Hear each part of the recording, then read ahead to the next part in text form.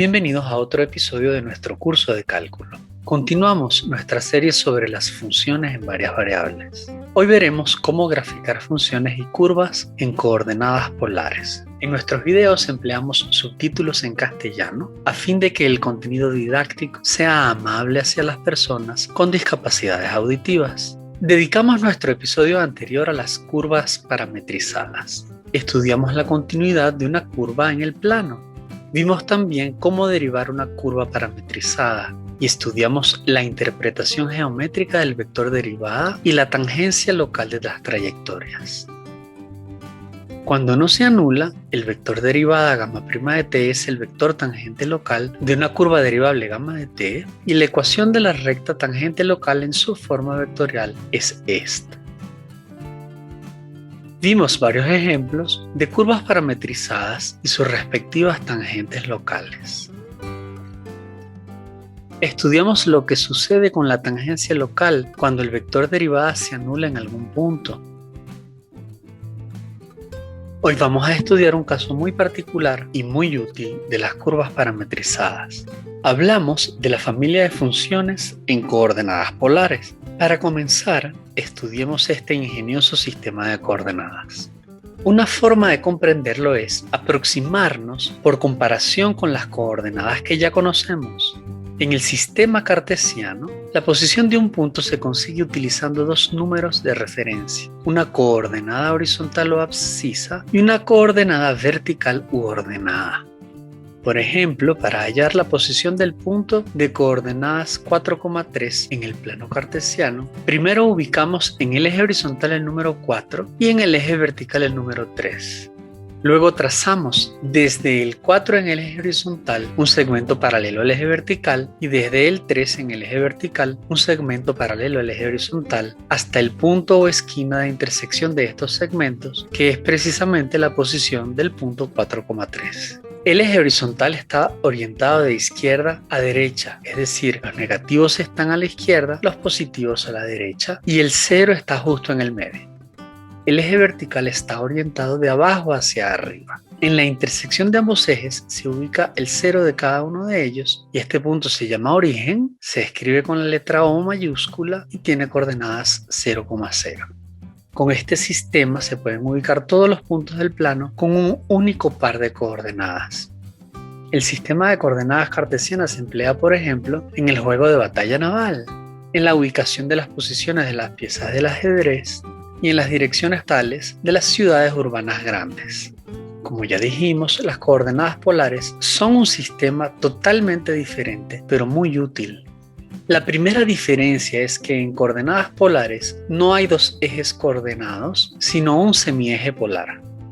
Se trata de una semirrecta que tiene inicio en un punto a la izquierda y se extiende infinitamente hacia la derecha. El punto de inicio se llama origen y se escribe también con la letra O mayúscula y tiene coordenadas polares 0,0. El resto de los puntos del plano en coordenadas polares se ubican del modo siguiente. A cada punto en el plano polar le corresponde un par de coordenadas no únicas. El punto dado se ubica en una dirección determinada por el ángulo de barrido desde el semieje polar. Este ángulo constituye la primera coordenada. La segunda coordenada polar es dada por la distancia desde el punto dado hasta el origen. El par de números, ángulo y distancia, determinan la posición del punto en el plano polar. Antes de dar más ejemplos y ver otras diferencias con el sistema cartesiano, veamos algunas aplicaciones del sistema de coordenadas polares a la vida cotidiana. El sistema de coordenadas polares se emplea siempre que se deben ubicar cosas de manera circular. Este es el caso, por ejemplo, de los sistemas de posición plana, como los radares, que se emplean en aeropuertos, barcos y submarinos. Estos sistemas también se emplean en general en todo tipo de operaciones militares. Debido al movimiento aparente de las estrellas en el cielo, los mapas estelares también funcionan con este sistema. Como dijimos antes, hay varias diferencias entre el sistema polar y el sistema cartesiano. Quizás la más importante es que las coordenadas de un punto en el plano polar no son únicas. Un mismo punto se puede conseguir haciendo un número finito de vueltas completas alrededor del semieje polar. Cuando las vueltas se hacen en el sentido horario, se resta el ángulo. De esta manera, cada punto del plano polar tiene en sentido estricto infinitas maneras de escribirse. Tomemos entonces alguna de las escrituras del punto dado. Si cambiamos el signo de la segunda coordenada y consideramos entre comillas una distancia orientada por el signo, obtenemos otra escritura del mismo punto al prolongar la recta que da la orientación del ángulo de barrido. Cuando juntamos la distancia orientada con todas las vueltas completadas alrededor del semieje polar, obtenemos todas las posibles escrituras de un mismo punto.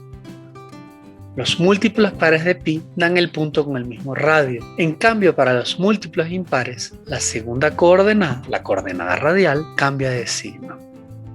En resumen, estas son las diferencias comparativas entre el sistema polar y el sistema cartesiano.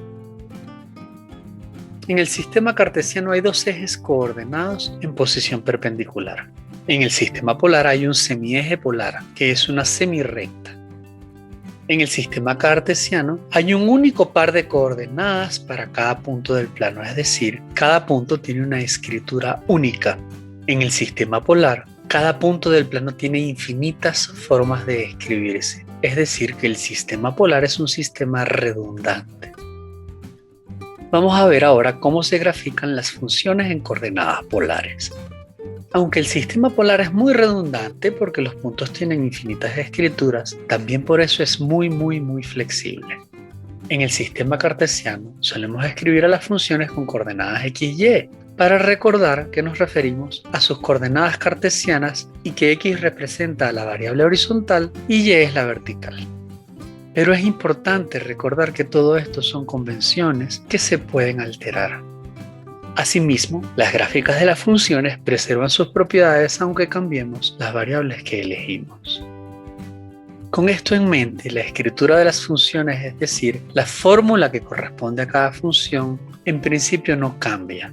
Simplemente para recordar que vamos a escribir esa función en coordenadas polares, en lugar del sistema x, y, se suelen escribir con otro par de letras especiales. Estas son r de radio y θ de ángulo. Como siempre, una función es un proceso numérico unidireccional que acepta a lo sumo un solo entero de entrada por vez y arroja a lo sumo un resultado numérico único al terminar. El nombre del algoritmo es lo que solemos escribir con una sola letra, la f. La manera de graficar funciones polares es la siguiente. Cada número en la entrada corresponde a un ángulo.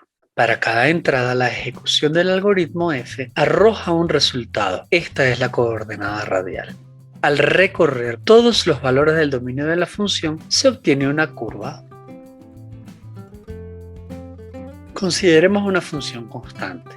Esta corresponde al algoritmo numérico que para cualquier entrada, sin importar su valor, arroja como resultado el mismo número.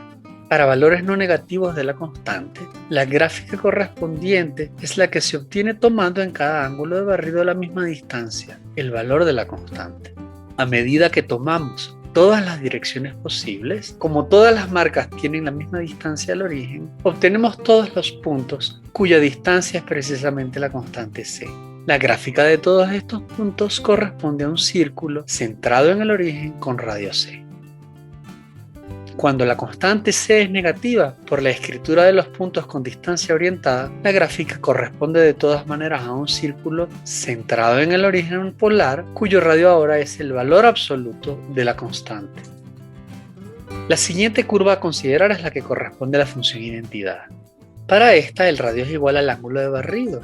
Para valores positivos de θ, la curva corresponde a una espiral.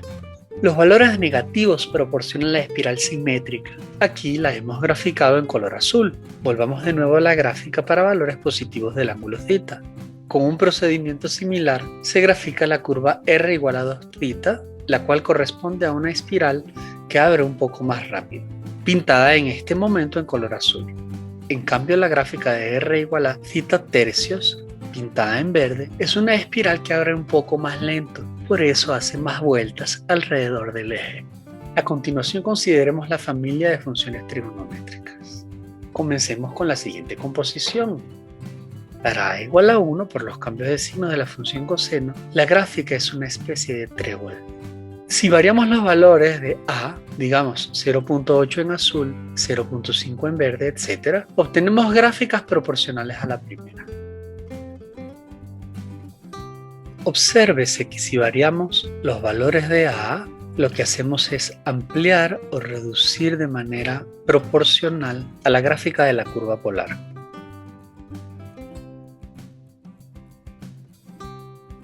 En cambio, si variamos los valores de B, cambiamos la cantidad de pétalos que se pueden dibujar en la curva polar.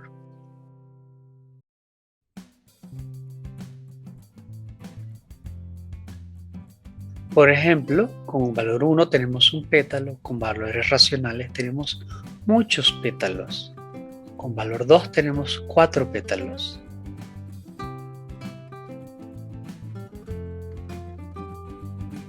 Con valor 3 tenemos 3 pétalos. Y así sucesivamente. Los valores pares nos dan el doble de pétalos y los valores impares nos dan exactamente el mismo valor de pétalos. Hemos llegado al final de este episodio. Esperamos que este video te haya sido de provecho. Para graficar algunas de las curvas de este episodio, utilizamos el programa Desmos. Para más referencias puedes consultar el libro de análisis vectorial de la serie Schaum o el texto de cálculo con trascendentes tempranas de Seale y Wright. También puedes mirar otros videos de nuestra serie. Si este te ha sido de provecho, danos un like o suscríbete a nuestro canal. Muchas gracias.